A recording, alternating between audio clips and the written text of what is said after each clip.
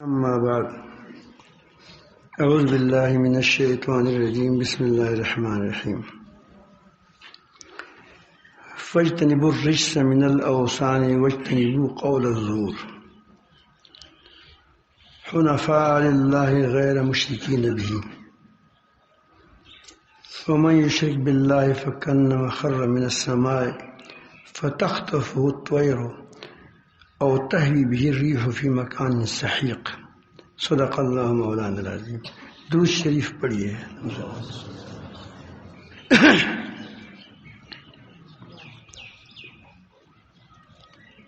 اللہ تعالی جل جلالہ فرماتے ہیں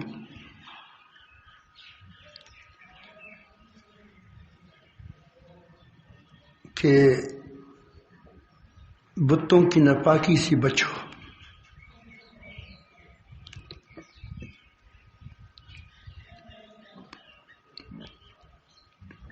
اس کی سار متصل فرمایا وَاجْتَنِبُوا قَوْلَ الزُّورِ، اور جھوٹی بات سے بھی پرہیز کرو.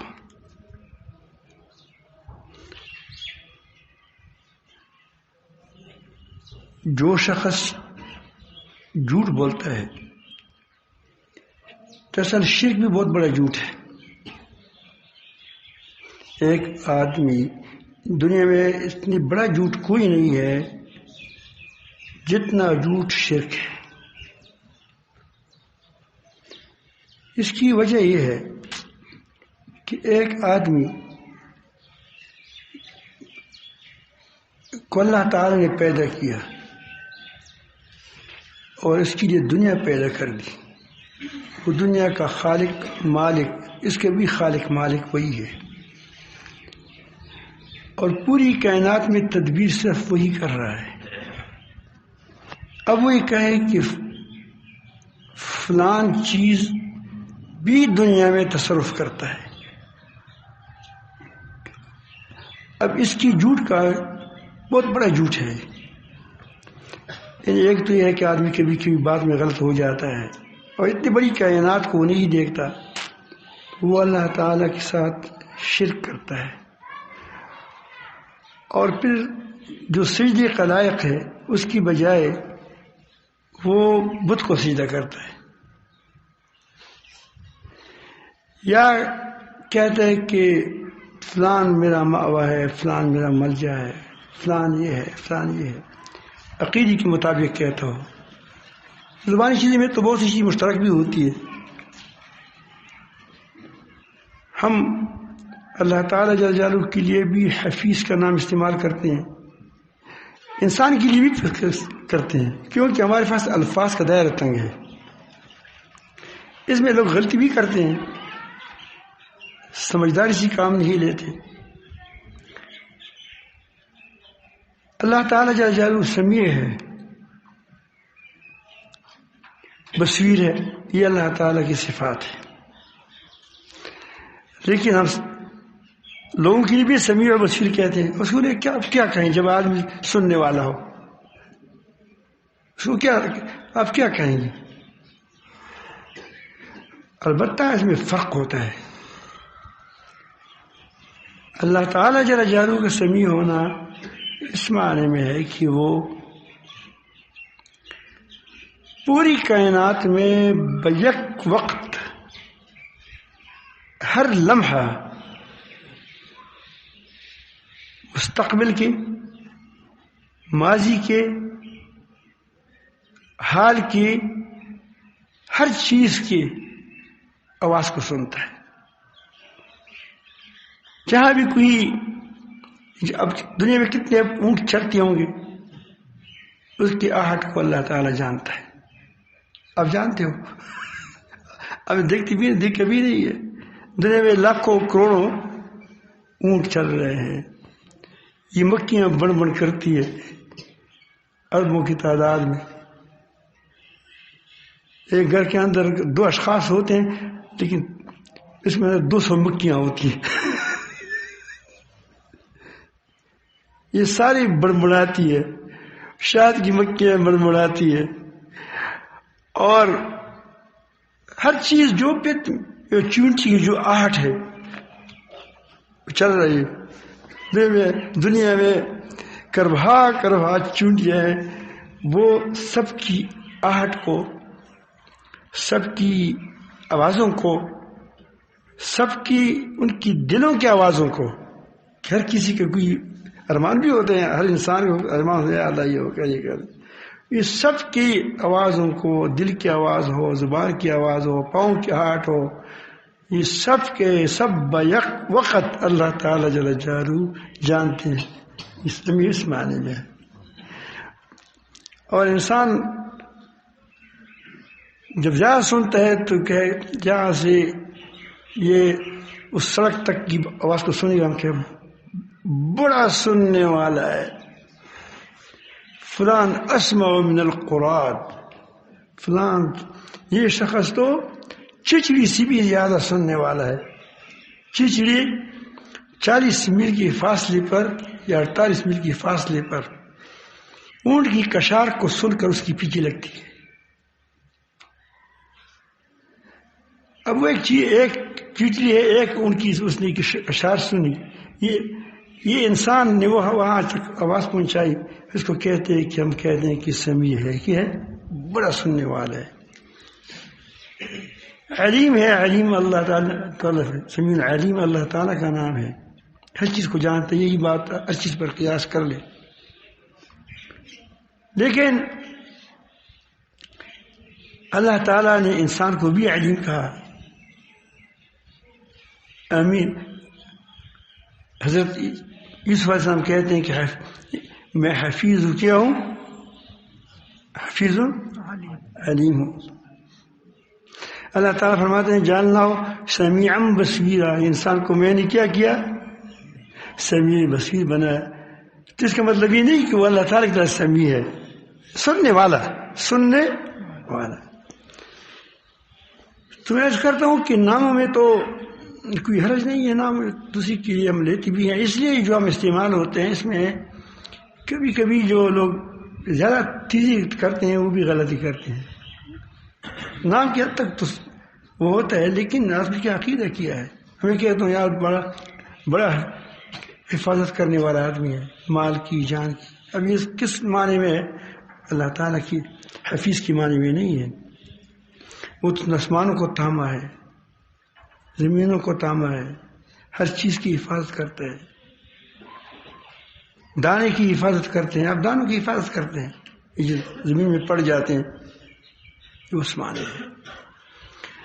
تو میں عرض کرتا ہوں کہ یہ اب اس کتنا ایک آدمی بڑا ظالم ہوگا کہ وہ اللہ تعالی جل جلالہ کو، انسان کو، مخلوق کو، جو بھی ہو، اس کو اللہ تعالی جل جلالہ کے جو اختیارات ہے اس کے بارے میں قائل ہو کہ وہ بھی کچھ کر سکتا ہے کسب کے علاوہ۔ ایک تو کسب ہے، وہ بھی کچھ کر سکتا ہے، اور پھر اس کے لیے وہ سجدہ بھی لگاتا ہے جو خالص اللہ تعالیٰ کا حق ہے۔ تو یہ فرمایا کہ بتوں کی ناپاکی تو بہت بڑی جھوٹ ہے کہ یہ میرا خدا ہے۔ آپ بیٹا بلبل کا ہے اور آپ کہتے ہیں کہ میں بیٹا کیا ہوں، ایک آدمی کا نام بلبل ہے، دوسری کا نام بلال ہے، تو کہتے ہیں میں بلال کا بیٹا ہوں، جھوٹ بولتا ہے۔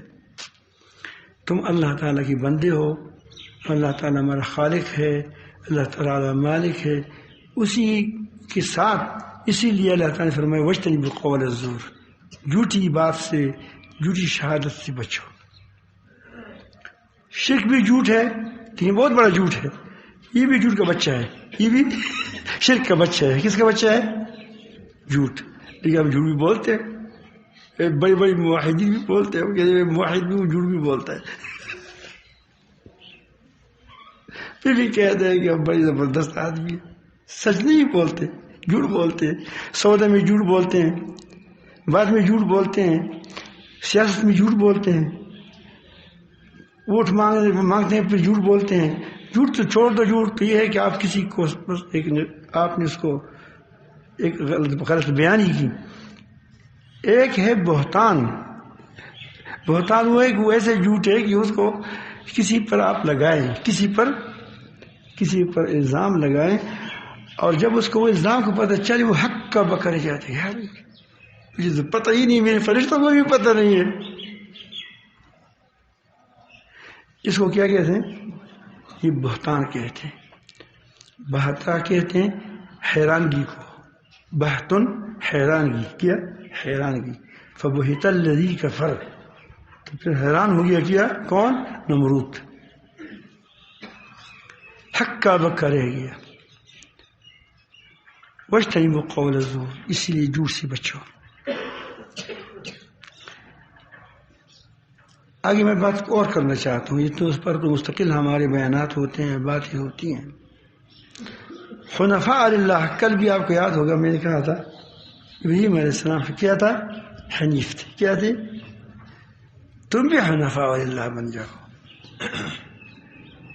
اس پر کل ہم نے بڑی بات کی تھی کہ آدمی تمام انعامات کو، ہر نعمت کو اللہ تعالیٰ کی طرف جب سمجھتا ہے، اور ہر مرض کا علاج اپنے رب کے سامنے پاتا ہے، اپنے رب کے پاس پاتا ہے کہ میرا علاج میرے رب کے پاس ہے، اسباب استعمال کر دے گا. اس لیے میں نے درمیان میں یہ بتایا کہ اسباب یہ تو اللہ تعالیٰ نے پیدا کیے ہیں. اسباب کا استعمال توکل کے منافی نہیں ہے. اسباب تو اللہ تعالیٰ نے پیدا کیے ہیں. ایک آدمی آپ بادشاہ کے پاس گیا، آپ کو چیک دیا کہ اس سے 1 لاکھ روپے کول دو، میں دے دوں گا. تو یہ بادشاہ نے آپ کو یہ جو پیسے 1 لاکھ دیے، یہ چیک نہیں دیے، مجھے بتاؤ. بادشاہ نہیں دی چیک، تو درمیان میں سبب اس نے کہا کہ اس کو کھول لو. اس آدمی جس کے پاس آپ گئے، اس نے وہ جو بادشاہ کی ماتحت تھا، اس نے 1 لاکھ دی. کس نے آپ کو دیے پیسے؟ بادشاہ نہیں دیے. وہ تو ایسے اس کو گویا اس کے ہاتھ پہ تم کو مل گئے پیسے. قدر کرنی چاہیے ان کی بھی. تو اسباب، خالق کے اسباب کون ہے؟ اللہ تعالیٰ ہے. تو یہ بتاتے ہیں کہ نعمتوں خاص جب یہ پیدا ہو جاتی اس سے کہ آدمی اللہ تعالیٰ کا شاکر ہو، تب انسان حنیف بنتا ہے. کل میں اس پر بات کی تھی. شاکرن لانعمہ. یہاں تھوڑا سا بات کرتے ہیں کہ وہ ہم بہرحال توحید میں بھی غلط ہو جاتے ہیں کبھی. ہر نعمت کی اپنی جگہ پر استعمال کرنا یہ شکر گزاری ہے. شکر کے مقابلے میں کفر ہے. اما شاکرن و اما کفورا. کفر میں کم بیشی ہوتی ہے. جیسے آپ گلاس میں پانی ڈال دیں، اس میں ایک چینی کا دانہ ڈالیں، اس میں چینی ہے یا نہیں ہے؟ گلاس میں بتاؤ بھائی، ہے. 2 دانے ڈالو، چینی ہے یا نہیں ہے؟ چینی ہے. لیکن شربت ہے. اس طرح کبھی آدمی انسان کے اندر دبیب النمل کی طرح شرک ہوگا، لیکن وہ مشرک نہیں ہوگا. مشرک نہیں ہوگا. سمجھ آئی بات؟ ورنہ پھر تو انسان بس یہ مجذوب ہوئی اس طرح ہوگا، بس وہ دیکھتا رہے گا. بہرحال میں کرتا ہوں کہ یہ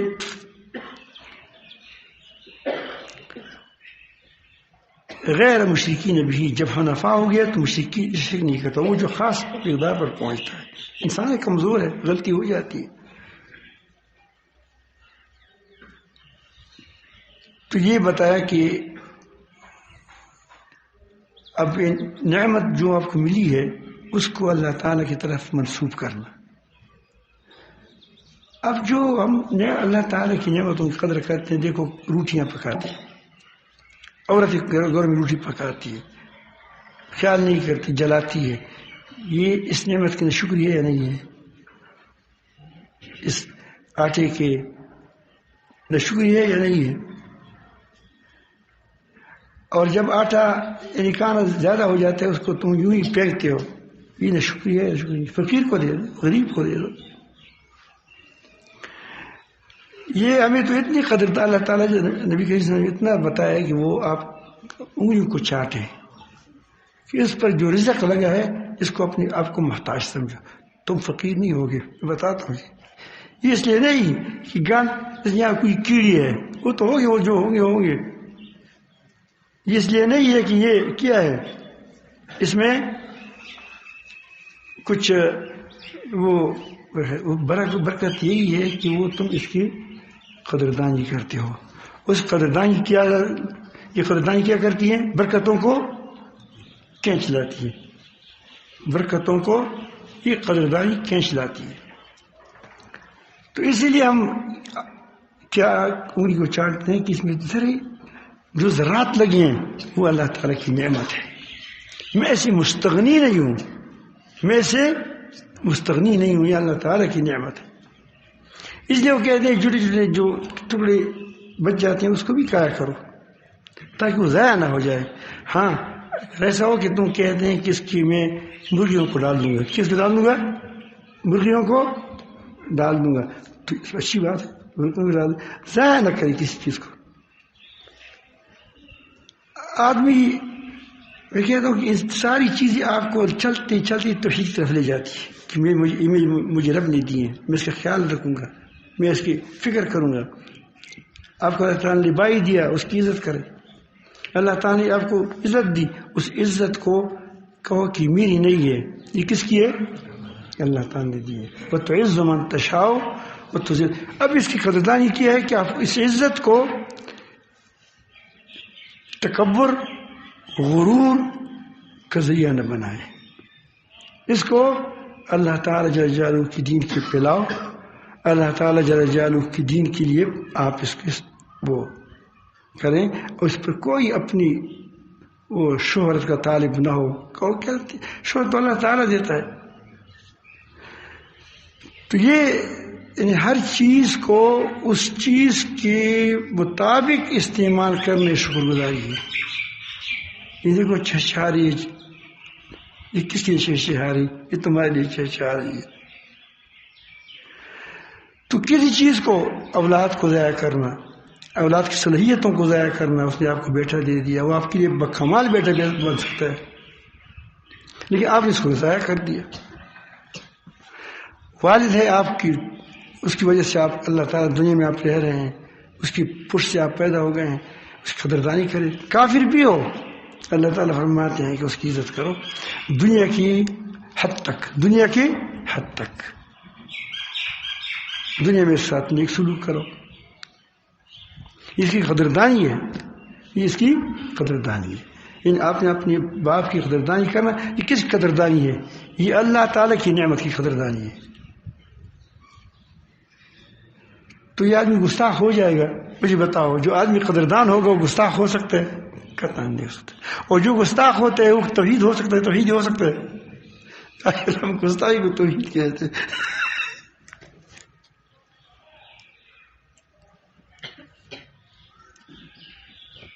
آپ کو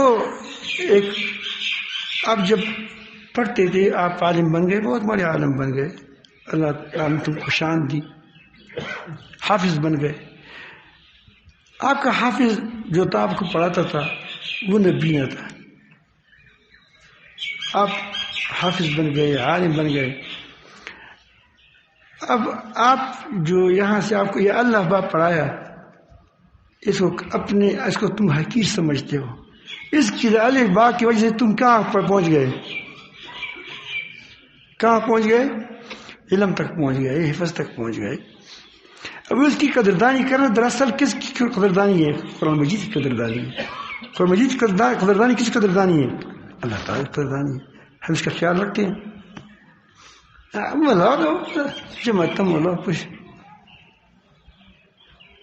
بھائی اس مسجد کے امام کی چلو آپ کو اللہ تعالیٰ نے ترقی دی، آپ شیخ الحدیث بن گئے، آپ شیخ القرآن بن گئے، آپ قاضی بن گئے، لیکن جو اس کا قدر کرے گا اللہ تعالیٰ جل جلالہ اس قدر کا لحاظ رکھے گا. آپ کو اللہ تعالیٰ نے علم دیا، آپ اس کی نہیں اس کی مال کا ذریعہ بناتے ہو. مال آپ کے پاؤں میں اللہ ڈال دے گا، لوگ آپ کو محتاج کر کے دے دیں گے، لوگ محتاج ہوں گے تمہارے لیے. لیکن تمہیں تو علم، اگر تم کہتے کہ مجھے علم اس لیے پلاتے ہیں کہ لوگ مجھے کچھ دے دیں، لوگ مجھے کچھ دے دیں، لوگ مجھے کچھ دے دیں. تو آپ نے تو علم کی قدر نہیں کی، یا چپلوسی کرتے ہیں. یہ بڑے جو لوگ ہوتے ہیں جرنلوں وغیرہ وغیرہ کی بادشاہوں کی نصیحت کریں، لیکن نصیحت میں آپ کو پتہ ہے کہ ڈانڈی تم کی پڑی گی. فرعون کی نصیحت کی موسیٰ علیہ السلام نے، کیسے لڑائی لڑی. چپلوسی مت کرو.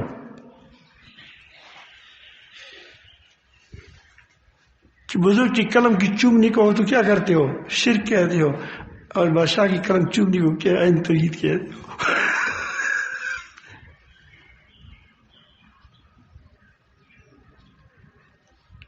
چپلوسی نہ کرو. میں نے نہیں کہتا کہ وہ کیسا ہوگا، اور میں مسئلے کی طرف نہیں جاتا. میں جانتا ہوں، چاہتا ہوں کہ آپ لوگ صرف اس بات کو سمجھیں کہ تم نے علم کی کیا قدر کی. کہ علم قدر یہ ہے کہ تم صرف وہ مسائل بیان کرو جس میں اختلاف ہو. لیکن اس کا اور بھی کوئی حق ہے آگے، جس میں دو رائے ہو سکتی ہے، جس بات میں دو رائے ہو سکتی ہے، اس میں آپ کیا کرتے ہیں؟ اس میں آپ بڑے اپنی شان دکھاتے ہیں، اور ایسی جگہوں سے اس کو ثابت کرنا چاہتے ہیں کہ جہاں سے فرشتوں کو بھی پتہ نہیں ہوتا کہ ثابت ہوتے نہیں ہوتا. لیکن جو مسائل واقعی امت کی ہے، کیا تم اس پر خیال رکھے؟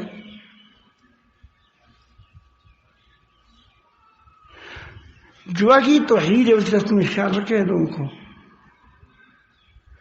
عقائد بگڑ رہے ہیں. عقائد کے بگڑنے کا ہم سے کیا کہتے ہیں کہ یہ ہیل اسکات کو مانتے یا نہیں مانتے. یہ ہمارا بڑا مسئلہ ہے. نمازوں کے بعد دعا کرتا ہے یا نہیں کرتا؟ دعا ہی کرتا ہے. تم سے نہیں مانگتا، خدا سے مانگتا ہے. یا نہیں مانگا تو اس نے مانگا ہوگا اللہ تعالیٰ سے. ہر انسان مانگتا ہے. اس میں آپ نے اس پر ہماری جو لڑائیاں ہوتی ہیں کہاں تک پہنچ جاتی ہیں. ہیل اسکات پر ہماری لڑائی تھی وہاں، وہ ہماری نہیں ہے مسلمانوں کی، پشاور میں. تو لوگ اسپیکر آپ آمنے سامنے لگے تھے. ایک کہتا تھا تبت یدا ابی لہب وما تب، دیتا والا سنا موت جس کو آپ پشکوارے بندے کی دی تمہارا ہاتھ ٹوٹ جائے کہ تم اس کو وہ کیا، وہ جو چیزیں ہوتی ہیں اس پر آتے میں نے قبول کیا، تم نے قبول کیا. اور دوسرے نے وہاں سے آواز دی. اب یہ اس کا ترجمہ یہی ہے، یہ حادثت تحریف ہے. تحریف پر تحریف کرتے ہیں.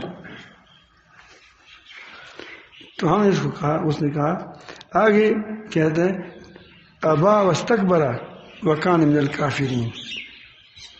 میں نے کہا عاجزی اختیار کرو، بیٹھ جاؤ، اس مردے کے لیے کوئی ثواب پکڑ دیں، یہ چیزیں تقسیم کریں.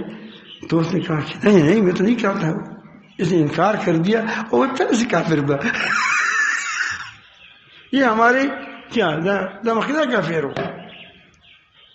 اب یہ مسئلہ اس حد تک ہے، ہوگا. میں نہیں کہہ رہی مسئلہ ہوگا، لیکن اس مسئلے کو اتنا بڑا چڑھا کر کے کسی پر کفر کا فتویٰ لگانا، کسی پر فران فتویٰ لگانا، کسی پر مشرک فتویٰ لگانا، یہ تم کس دین کی خدمت کر رہے ہو؟ بل گیٹ کی خدمت کر رہے ہو؟ دجال کی خدمت کر رہے ہو؟ یہود کی خدمت کر رہے ہو؟ یا مسلمانوں کی خدمت کر رہے ہو؟ تمہیں علم اس لیے سیکھا ہے.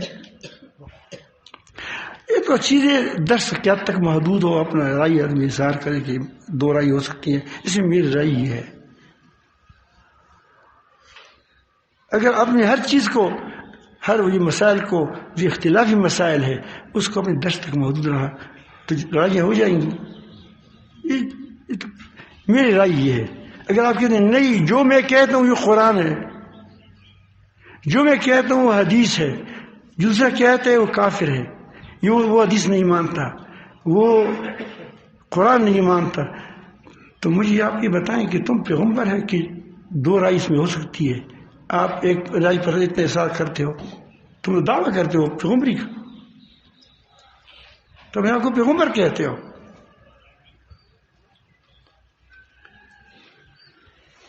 تو جو آپ ہمارے ائمہ میں اختلاف تھا، عندی میرے نزدیک یہ بات ایسی ہے. لیکن جو یہاں تک ہاتھ ملا پلائے وہ کہتے ہیں میری بات مانتا ہے، یہ کیا ہے؟ یہ توحید ہے. جو یہاں تک اٹھائے یہ امام کی بات مانتا ہے، امام حنیفہ کا ماننا، یہ مشرک ہے. میں آپ کو بتاتا ہوں کہ حدیث 3 آئی ہیں. حدیث یہاں یہ بھی آیا ہے کہ ہاتھ تک نبی کریم ہاتھ صحابی دیکھتے ہیں کہ میں نے دیکھتا تھا کہ اٹھاتے اٹھاتے ہاتھ سر تک اٹھا ہے. دوسرا صحابی کہتے ہیں کہ میں نے دیکھا نبی کریم صلی اللہ علیہ وسلم نے ہاتھ اٹھایا، اس نے کندھوں تک اٹھایا ہے. صحیح حدیث ہے. دوسرے نے کہا کہ لو کے کانوں کے لو تک برابر کر دیے. اب اس میں کون سی بات شرکی ہے؟ کیوں تانا دیتے ہو؟ اصل امام ابو حنیفہ رحمۃ اللہ اگر کہتے ہیں تو وہ یہی بات کہتے ہیں کہ صحابہ کرام نے دیکھا ہے، نبی کریم نے بولا نہیں ہے، فرمایا نہیں ہے. تو دیکھنے میں ہر کسی کا اپنا ایک اندازہ ہوتا ہے. میں نے ہاتھ یہاں تک اٹھائے، مجھے پیچھے لوگ دیکھے گا میرے کہاں تک ہاتھ اٹھائے ہیں. ہاں نیچے سے کون نیچے کسی کا اعتبار کرو، کہاں تک ہے؟ یہ کندھوں تک ہے. اوپر کسی کا اعتبار کرو انگلیوں کو، وہ کہاں ہے؟ سر تک ہے. وہ کانوں کی لو تک جو آئی ہے تو ہم کہتے ہیں کہ صحابہ کرام نے اس کو صحیح اندازہ لگایا ہے کہ کہاں یہاں تک اٹھایا تھا، باقی نہیں اندازہ لگایا ہے. جو چاہے بھی اٹھائیں تو اس میں کوئی حرج نہیں ہے. لیکن آپ اس کو تو کہتے ہیں کہ ہم حدیث ماننے والے ہیں، اس کو کہتے ہیں کہ یہ امام حنیفہ کا نماز ہے، یہ پیغمبر کا نماز ہے. یہ کتنی بڑی بدبختی کی بات ہے.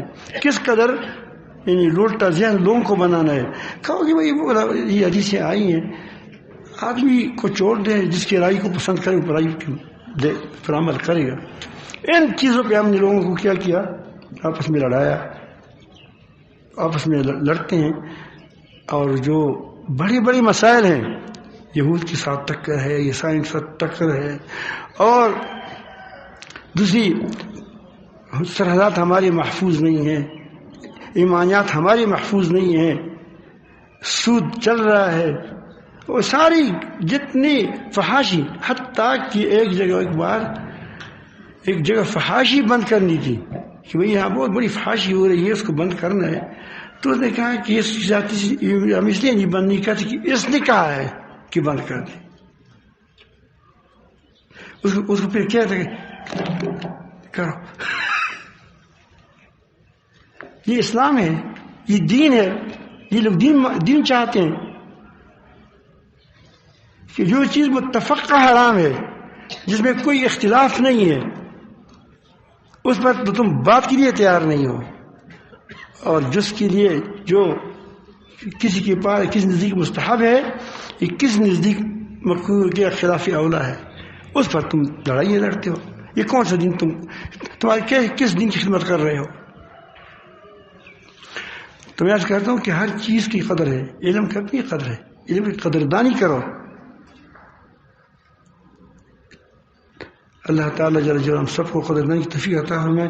یہ موضوع لمبا ہے چونکہ شعر کا ہے، اس میں اس لیے مختلف گوشوں کو لے لوں گا انشاءاللہ.